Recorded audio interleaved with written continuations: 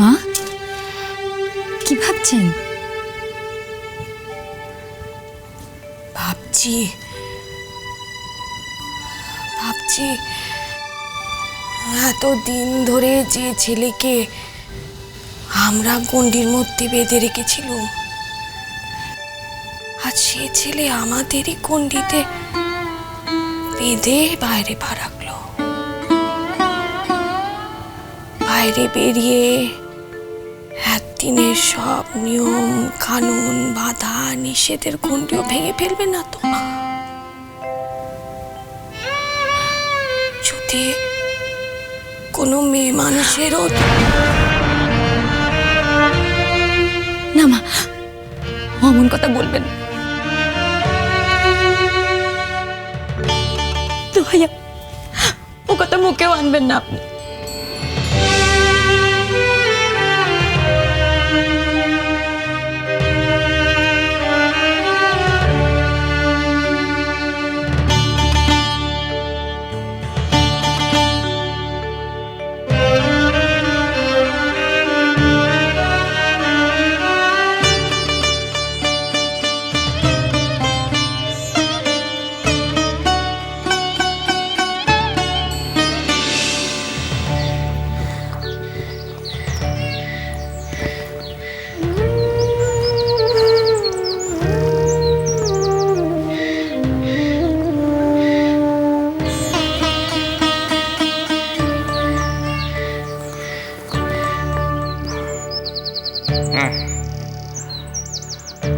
পেট ভরে খেয়ে নাও লক্ষিন্দর, অনেক দূর যেতে হবে। খাবোই তো গুরুমশাই। দই চিড়ে খাবার যে এত স্বাদ আমি তো আগে জানতামই না। গাছের তলায় বসে খেলে যে এত আনন্দ আমি ছাই জানতাম। তোমার ভালো লেগেছে? সত্যি বলছো? মিথ্যে বলবো কেন? আরেকটা কথা পেয়েছি। মিথ্যে মিথ্যে মিথ্যাচারী। গুরুমশাই, ব্রহ্মচারী কি মিথ্যাচারীর মতোই? কি হলো গুরুমশাই, আপনি তো বলছেন না? বলছিলাম যে আগে খেয়ে নাও, এখনো অনেকটা পথ বাকি লক্ষিন্দর। এই যে ভুলিয়ে ভুলিয়ে খাওয়ালেন, বললেন খাওয়ানোর পরে বলবেন, কই কিচ্ছুটি তো বললেন না। তবে আপনি কি মিথ্যাচারী?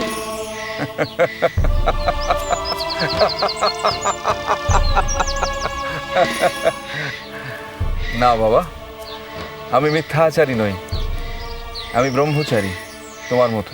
তাহলে আগে বলুন ব্রহ্মচারী কাকে বলে? ব্রহ্মচারী ব্রহ্মচারী আসলে ব্রহ্মচারীদের কিছু নিয়ম মানতে হয়। আবার নিয়ম? হ্যাঁ, জগতের সব নারীদের মা ভাবতে হয়। আরো মা? আমার তো এমনিতেই সাত সাতটা মা।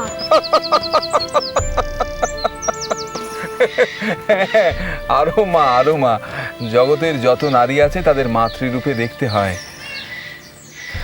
ব্রহ্মচারীরা বিবাহ করেন না।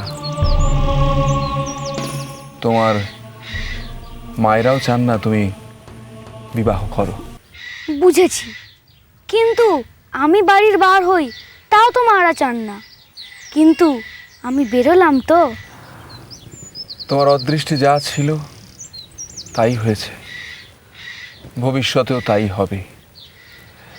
আসলে বাবা, নিয়তি না চাইলে আমাদের তো কিচ্ছুটি করার উপায় নেই। নিয়তি যদি চায় আমার বিয়ে হোক, তবে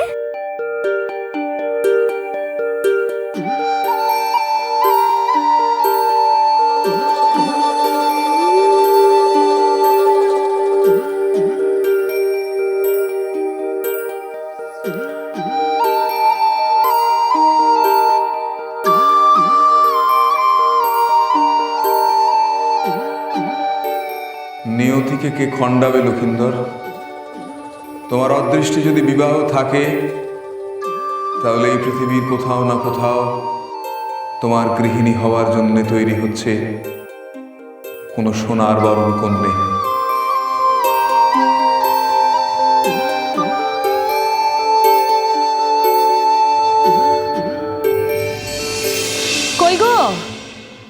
আমার সোনার টুকরো কন্যাটি কোথায়? তাকে দেখতে পাচ্ছি না কেন? তিনি নাকি ঘরের কাজকর্ম শিখছেন, শিখে আমার জন্ম উদ্ধার করে দিচ্ছেন। তো কাজে নমুনাটা দেখে চক্ষু দুটো সার্থক করি। আমার কথাগুলো কানে যাচ্ছে কারোর? বলি এমন কাজের ঘটা যে কোনো ঘরেই তার পাত্তা নেই গা। বেহুলা, বেহুলা, বলি ও বেহুলা, ও আমার ভালো মানুষের মেয়েরা, আমার বইয়ের ঝাঁক, তোমরা নাকি আমার বেহুলাকে হাতে ধরে কাজ শেখাচ্ছ? কই, তার তো টিকিটাও দেখতে পাচ্ছি না লা। হ্যাঁ, শুনছেন? শুনতে পাচ্ছেন? মার গলার জন্যে যে গায়ে কাকচিল উড়ে পালাবে। তা আমি কি করব? বাবা ভিন গায়ে গেছেন। এখন এই অবস্থায় আপনি ছাড়া মাকে কে সামলাবে? ওসব গেরোর মধ্যে আমি নেই, আমি এখন কাজে বেরোচ্ছি। দোহাই আপনার, যত তাড়াতাড়ি পারেন আগে আপনার বোনকে খুঁজে আনুন গে। কেন আমার কাছে এখন কেন? ঠাকমা যখন পই পই করে বলল তাকে কাজকর্ম শেখাতে, ঘরের কাজকর্ম শেখাতে, তখন আগ বাড়িয়ে দায়িত্বটা নিয়েছিল কে শুনি?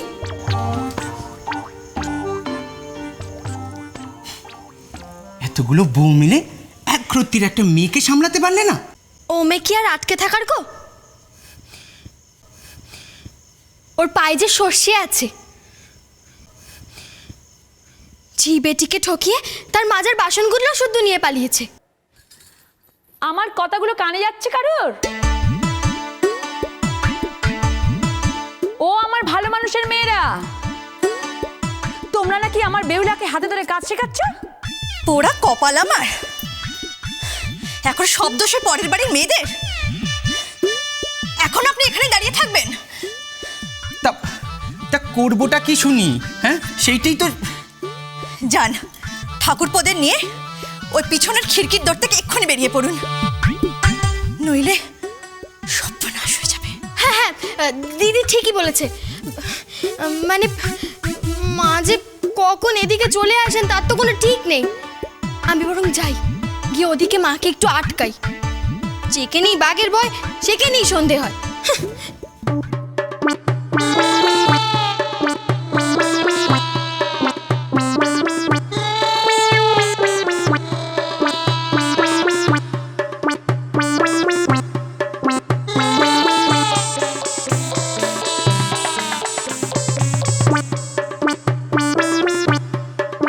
বলি বাঘ তোরা কোথায় দেখলি লা মেজবউ?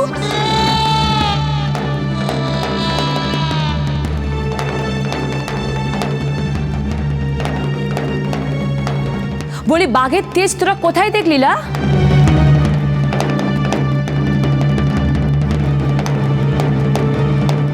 এক দণ্ডের মধ্যে আমার বেহুলাকে যদি আমার চোখের সামনে না এনেছিস, তখন দেখিস সদর বনের মানুষকে কেউ বাঘ কাকে বলে।